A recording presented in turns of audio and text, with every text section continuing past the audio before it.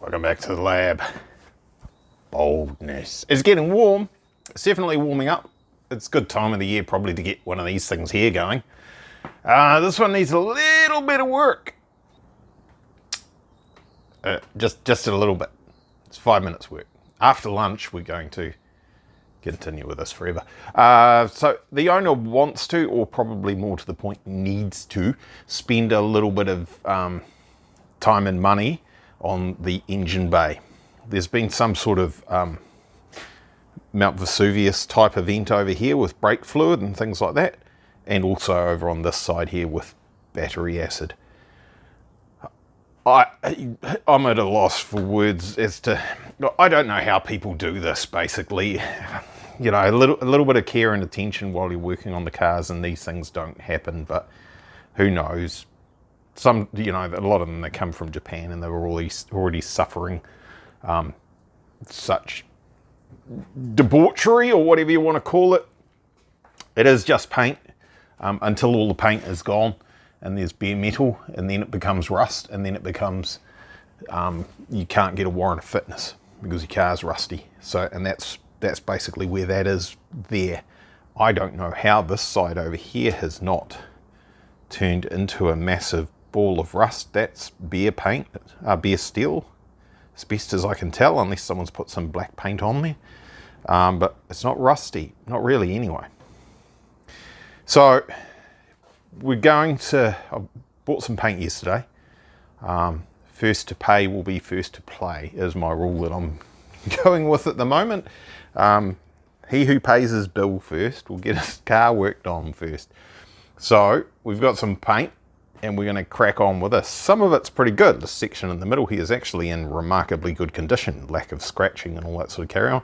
And I've shown you some of it's pretty tragic, but it's not to the point where we're going to have to cut sections out and replace them and stuff. So now is the time to sort it. We're going to do the top of the strut towers, we'll call them. They're kind of struts, but not really. It's a coilover arrangement, but it's not McPherson strut. So but you guys know that. If you're watching this, you know that. So I'm going to undo everything, throw it all in the middle there, and then we're going to prep all this and we're going to tidy it up, make it look nice. Yay, fun times.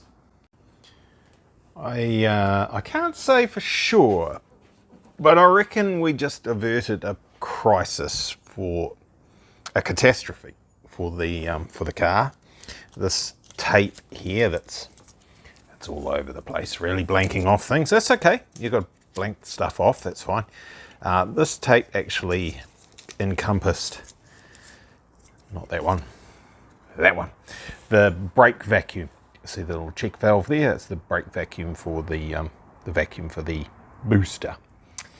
And this hose here, this needs to go on the engine because this is for the gauge, and I don't remember where the other end of that goes or what it does, but it goes on there, right? What was also on there, tangled up, wrapped up in the same piece of tape as this one here. You know what this one here does?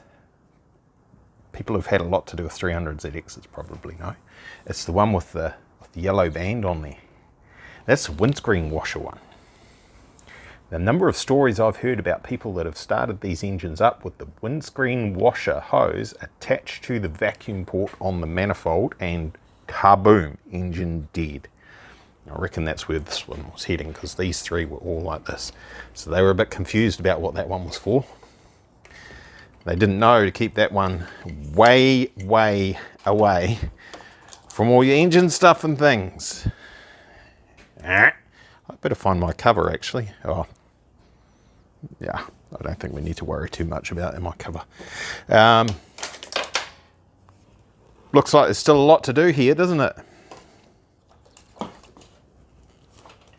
Not that bad. If you know what you're doing, it's actually relatively easy to get that stuff out of the way and get some paint on that. Not that that area is all that bad, but we'll be doing it anyway. Now this is clutch bleeder.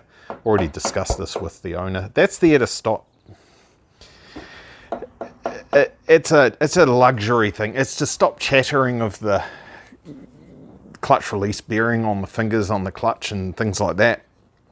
You don't really need it. You can delete all this and then just go a one-piece hose from the clutch master cylinder straight down onto the slave cylinder. I'm not sure we're even allowed to use that terminology anymore, and that will bleed very easily if it's set up well, and you don't need all this guff, and it's much more reliable and nicer. And this setup here, very hard to bleed, very hard to get the clutch right, and a lot of shite that we have to take off anyway, and we're just saving ourselves from putting it back in later. Always consider the problem rather than just the solution.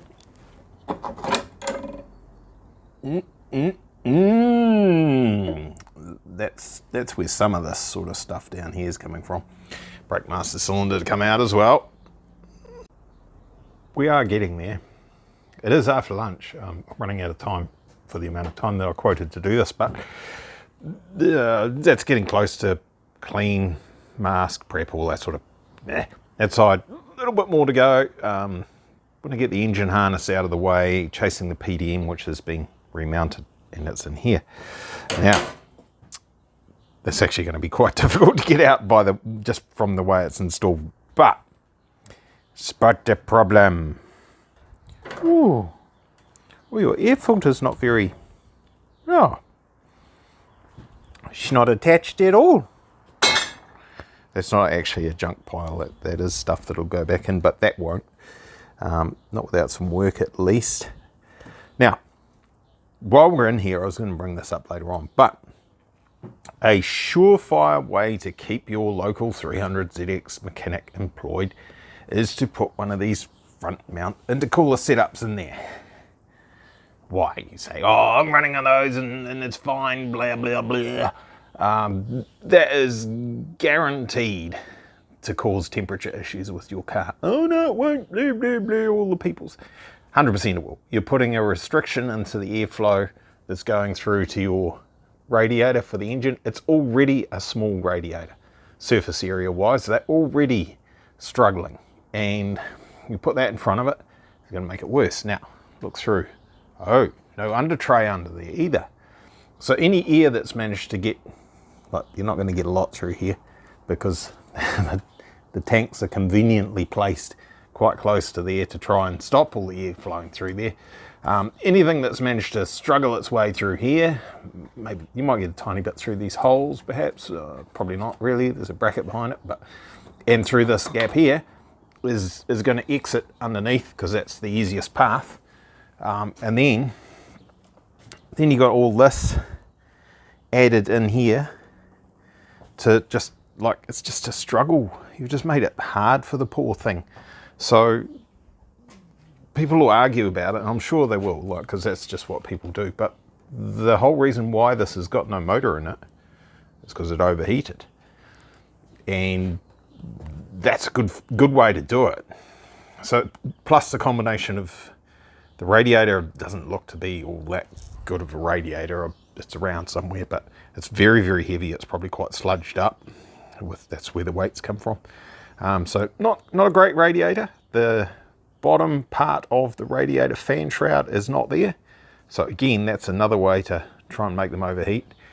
And yeah, the poor thing just had too many things stacked up. So I've had a discussion with the owner, and I've said this is really not a good idea. And I pretty much guarantee this will overheat again. You'll have temperature issues. So this is all getting ditched. We're putting side mounts on it, back where they're supposed to be. Ideally, if he won Lotto, we'd be doing a J-Spec front end on it, the 99 later model one, much better airflow and stuff. The factory new, and that's why they changed it all. But he hasn't won Lotto, so we have to try and make do to a point. So this is all going to come off anyway. So I got in here to get to the PDM, but I might as well just keep going and delete all this stuff while I'm at it. Make it a little bit, actually won't make it any easier to do what I'm doing in here, but I shall carry on. So I was kind of hoping to get away with not removing the battery tray on this one, and I was just going to sandblast in here, but I think we're pushing our luck just a little bit. I'm just going to oversize that hole slightly, and that will take care of that. maybe. I need to clean up the rest of it and make sure we don't get some holes in it, because it's just a little bit worse than what it looked. Nothing unusual there. All this is all good, all the firewall and that. But this is deemed a structural part, so it needs to be right. Hours and hours of grinding, yay! Long day, running late after 4 o'clock, but pretty much ready to go. And in fact, that's just going to have to be good enough, because I already started and forgot to video. But looks great from here, doesn't it? Apart from being the wrong color. I'm just going to get this done. That's a wet on wet primer. No drying, sanding, or faffing around. You just smash it on there and get the red out and mix it all up and bash it on and good to go. So that's done at the top there. I'll do the top of this one. I'll lift it up. I'll get the bits at the bottom of the chassis that are a bit caca. And if there's any left over of the primer, I didn't mix up much. I'll deal with these just little bits that are wearing through. But the rest of it, it's not a show car, and he's not paying for a show car paint job. So we're just going to smash some red on it, and it'll be shiny, and it'll be the right color, and it'll look awesome. Or crap. But either way, it'll look legal, and it won't be rusty. There's a whole lot of red. It is red over grey. It should be red over black. Actually, it looks really pink on the cell phone, but it is not that bad. I don't really want to faff around with the masking too much. Oh, it's completely different. So this has had some... looks better on the cell phone. In person, this looks a bit more purplish. It's got a pearl, I think he said it was 10% pearl or something in the clear coat. So it's not the same as the original AG2, and as I said, that's red over grey. It should be red over black, but I just used some primer that I had. It's the engine bay. It's fine. It's better than it was. A long way better than what it was. Yeah, it's funny how that makes that look really super pink from there. I could cheat with my editing software and make that not pink, but it's fine. Looks good. Right, it's time to put things away. I'll get some stuff under here to make sure it doesn't drip all over whatever poor vehicle ends up underneath it. Looks a little bit better. Took some masking and stuff out and put our strut caps back in there. I'll deal with this overspray on these studs tomorrow. Wire brush, 2 seconds, done. Don't worry about the harness. Forget about that. You guys have been watching. You know there's a new engine harness for it. But yeah, it's quite... oh, it looks purple there, doesn't it? Phones and fake lights. It's quite funny how you make something look nice and other things that didn't look that bad, suddenly they look absolutely freaking awful. Boost pipes and trim, and it's all stuff he can deal with later on. There's no sense in me spending $1 million an hour doing it all for him, but that's actually looking pretty good. Obviously there's no battery tray back in there. I will deal with that and get that in there before the engine goes back in. But oh yeah, I know where that goes. I was just thinking, what the... I know where that goes. So there's a before and after for you. I'm going to drop this. I'm doing my damnedest. Shall I hold it over the top of the fresh paint and drop it? Let's not go too close. That's what we had over there. Look at that. Before and after. Yay! It's definitely time to go inside. A few more things gone back in there, including the new wiring harness. That's not really ready for the motor. It's pretty close and there won't be any issues. I don't think there'll be any issues chucking it in there, but I really need it out of the way. Limited space here, juggling things based on what I can do when and who's paid what when and all that sort of carry on. So that needs some clamps on the turbo drain from the left hand side turbo. They can go on in there, that's fine. The oil cooler hoses are not on there. So I'll just drop it in, just have a look and just make sure I can put them on afterwards. Probably can. I don't think it's not going to be easy, but I don't think there'll be any major issues. It's all clean. It's clean enough. You know, this is not a show car. This is not a full refurbish of the whole vehicle. It's just supposed to be an engine rebuild and get rid of the rust and stuff, which we've done a pretty good job of that. So engine crane is in waiting, and we'll get that, hopefully we'll get that in there. See how it looks. Oh wait, a couple of things to sort out. I need to pop these back over here, otherwise these pipes are going to be too far that way.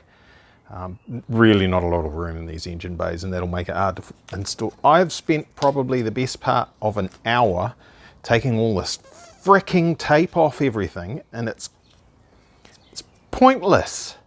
It's absolutely pointless. What, you're worried about bloody bees getting inside the hoses or something? Yay. It's nice to have some floor space back. Look at that, floor space. I'm going to get rid of this in a second, but we're nearly there to use that anyway. So, oh yeah, we can see in there. It's not as terrible as I thought. We're still actually not seated on that engine mount.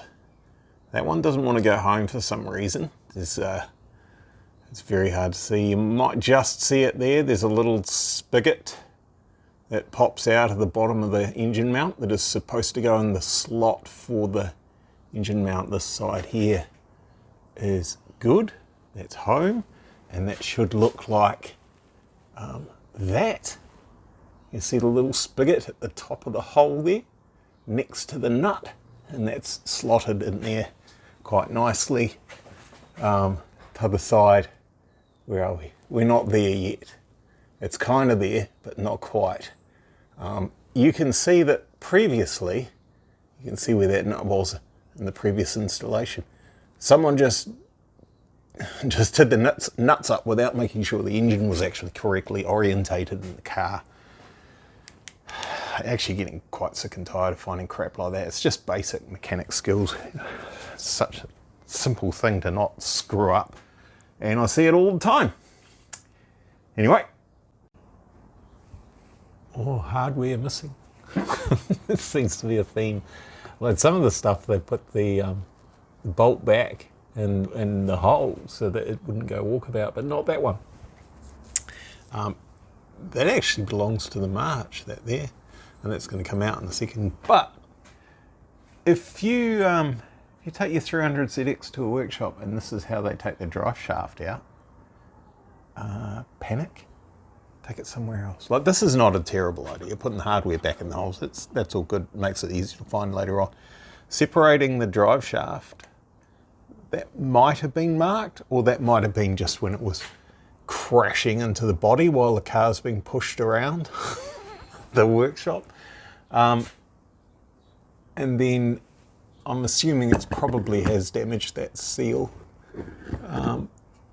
It's not good for it having the full weight of the drive shaft running on that. That's not good at all, but it was marked there. Somebody's had it off before and it was marked. In fact, that actually looks like new paint. Maybe they tried to undo these and couldn't. But there's two bolts there that you have to undo, and it doesn't matter how you do it. They have to come undone to get the drive shaft out, unless you try and pull the gearbox out forwards, but whatever. So there's two. There's four there, so they undid 6 bolts. There's 6 here. So you can undo 8 and take the entire drive shaft out, and you don't have to worry about the phasing here, whether it's balanced or not balanced, because that can be 180 degrees out and be out of balance now, because it's not marked, so we don't know. So yeah, this is the wrong way to do it. Don't do this. Undo these ones. If you can't undo those, you shouldn't be working on the car. Simple as that.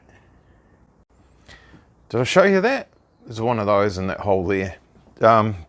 Smashing through, getting things done, putting belts on and stuff, being careful to inspect everything.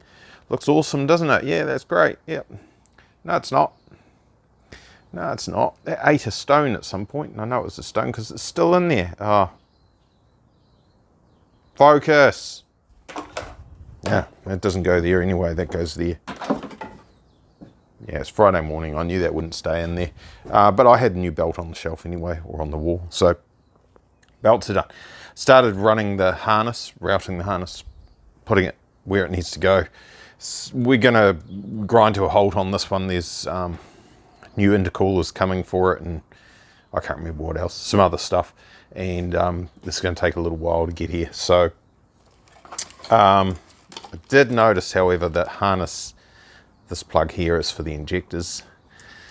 The core pack plugs aren't labelled, which it's not great. Let's hope that it can't be routed wrong and that they end up in the right spot. Without, we're getting a Link G4X300ZX plug-in ECU, so you can do a core pack test on that anyway and check the channels and make sure you've got the right cylinders to the right wires and blah blah blah. I'm a little bit growly today, a little bit Friday, can't be bothered. Yeah, see, I didn't drop an F-bomb though. But we'll get some stuff done. Customer wants to come and have a look at this afternoon, so we'll get it as pretty much as far as we can go before we need all the parts, and then we can start ripping this apart later on. Okay, time to do something with these. Now, I did mention earlier on, can we see it? Probably can't really see it. Do you reckon I'll drop this and smash the glass? I've got to be so careful.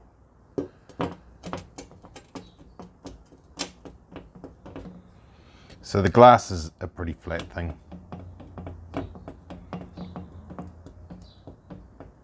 Don't know if you can see that. You can surely see that wobbling. I need to find something that's a bit more suitable. The bench is pretty flat. It says clean. I've still got to do this bit. Put that back in. I'm going to make that a removable section. There you go. Many wobbles, not flat at all. So that's the difference between someone who knows what he's doing and other people would just bolt that in and then there'd be problems. Actually, you can see that. You can see on the right hand side of that flange that is higher up than the left hand side compared to the back side of that flange. So that needs to be made more flatterized. That'll do. Use the linisher carefully. We should be able to get that pretty good. And we can start looking at fitting them. Sunday Arvo now. Glenn was a grumpy bugger all last week, wasn't he? Oh well, whatever. Quite a lot going on. Going in has gone in. Quite a lot has gone in. We've got a starter motor on there and all sorts of things. There's an oil pressure sender going to go on here at some point on the oil filter tree.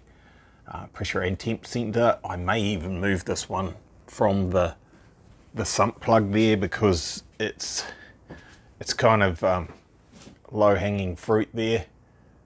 It'll get smashed off at some point, although it hasn't so far, but I don't know how long's it going to last, right? Oh, you can see downpipes are on there, just a couple of bolts holding those on till I get some more bits and pieces to finish those off.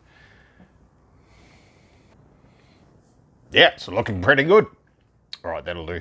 Oh, got a cap on now. I've been outside in the old sunshine. Bloody good. Thanks for watching. You'll see me later on. We'll update this. It'll be going maybe 2 weeks if we're lucky. There's some other things going to happen on some other things, and I'll show you that. Right, cheers, boy.